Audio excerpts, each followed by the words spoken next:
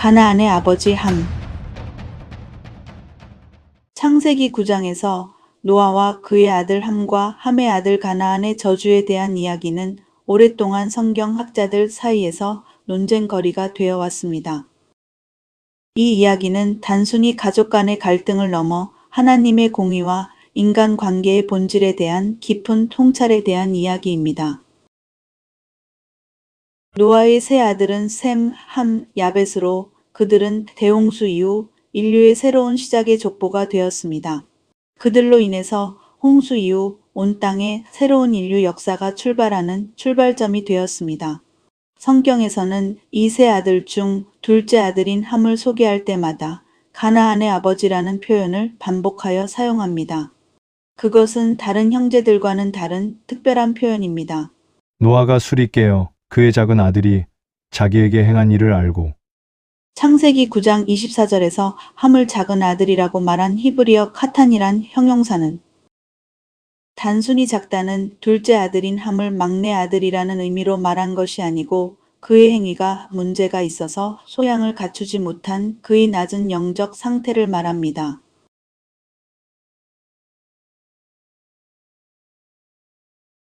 성경에서 말하는 작은 자는 물리적인 크기가 작다거나 나이가 적다는 의미가 아니라 하나님의 뜻을 이해하기에 미치지 못한다는 소양이 적다는 의미로 함을 작은 아들이라고 한다는 것은 이런 뜻을 담고 있습니다.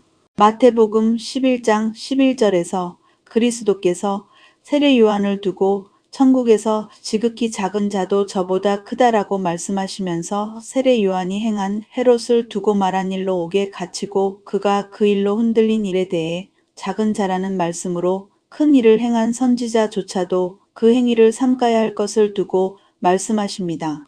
때 홍수 이후 노아는 포도주를 얻으려고 포도원을 만들었고 그 술을 마시다가 취하여 장막 안에서 벌거벗은 채 누워 있었습니다. 함은 장막 안에서 술이 취해 벌거벗은 아버지의 모습을 밖으로 나가 공개적으로 이 사실을 말했습니다. 함과 달리 셈과 야벳은 아버지 노아의 이 모습을 보지 않고 뒷걸음으로 들어가 옷으로 덮었습니다. 이는 그들은 아버지의 수치를 보지도 않았고 또 그의 수치를 덮었습니다. 함은 아버지 노아가 사적인 공간, 장막이라는 가정 안에서 자신의 수치를 감추고자 한 것을 공적인 장으로 끌어내서 그가 단순히 아버지의 수치를 본 것을 넘어서서 그의 행위로 이 일이 수습되지 못하는 데에 이르게 했습니다. 또 이런 함의 행위는 가정에서 아버지에 대한 존중이 무너지고 아버지의 약점을 비난의 대상으로 삼아 가족 내 아버지의 권위가 무너지게 했습니다. 가장은 권위와 함께 사랑으로 가정을 지켜야 하지만 가정의 구성원들이 그 권위를 지켜주는 것도 사랑과 또 다른 노력이 있어야 합니다.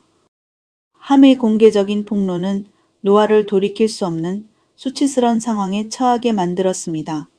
노아는 술에서 깨어 이 일을 알고 가나안을 저주했습니다. 왜 노아는 함이 아닌 가나안을 저주했을까요? 이에 가로되 가나안은 저주를 받아 그 형제의 종들의 종이 되기를 원하노라. 부모의 잘못된 행위와 그의 소양은 자녀에게 이어지는데 그 행위의 열매와 같은 결과가 더 심각하게 나타난다고 성경이 말하고 있습니다. 가나안 땅의 회복도 하나님께서 원하시는 인간의 원래 모습의 회복을 말합니다. 창세기에서 뱀과 가인에 이어 가나안은 세 번째로 저주를 받았습니다. 가나안의 후손들은 그들의 풍속에서 성적 문란함과 우상 숭배로 레위기 18장에서도 자세히 기록하여 이스라엘 자손에게 경계를 삼았습니다. 여호수아 시대에서 가나안의 정복이 이루어지면서 가나안의 회복은 실현되었습니다.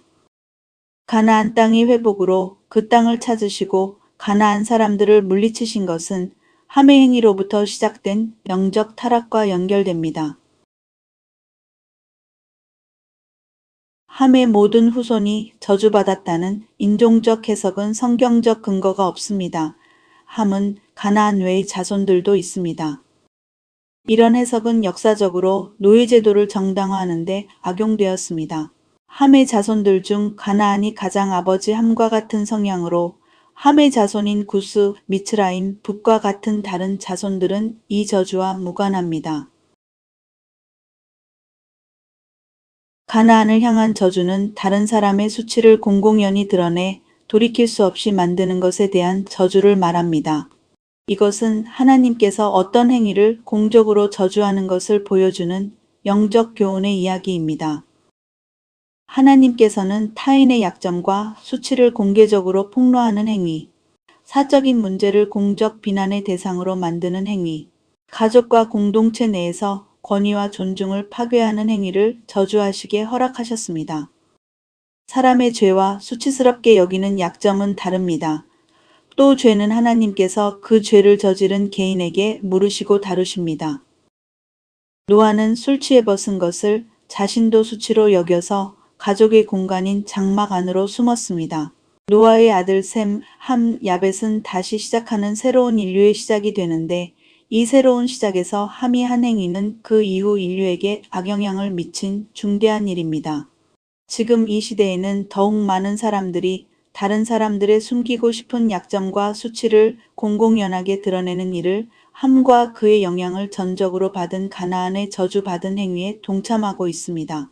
이 이야기는 현대를 사는 우리에게 강력한 경계의 말씀입니다. 소셜미디어에서 공개적으로 하는 비난의 문화가 자연스러운 이 시대에서 타인의 수치를 공공연히 드러내는 행위가 하나님의 저주를 받는 위험한 행위라는 것을 깨닫아야 합니다. 그 일은 한 사람이 생명을 포기할 만큼 궁지로 모는 일로 그 생명에 대한 책임을 하나님께서는 분명히 물으실 것입니다.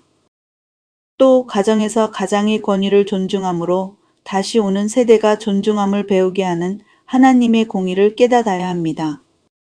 권위가 무조건 세워져야 한다는 것이 아니라 노아가 잃어버린 권위에 대해 그가 행한 사랑이 아닌 저주라는 결정이 이후에 오시는 그리스도의 용서와 사랑으로 우리는 다시 회복되었습니다. 또 함이 한 행위가 아닌 셈과 야벳의 행위는 타인의 약점을 보지도 않고 가려주는 하나님의 사랑의 실천이 또 하나의 솔루션으로 제시되었다는 것입니다. 노아와 그의 아들들의 이야기는 우리에게 노아가 구원을 완성한 것이 아니라는 그리스도의 완전한 구속에 대해 깨닫게 하는 이야기입니다.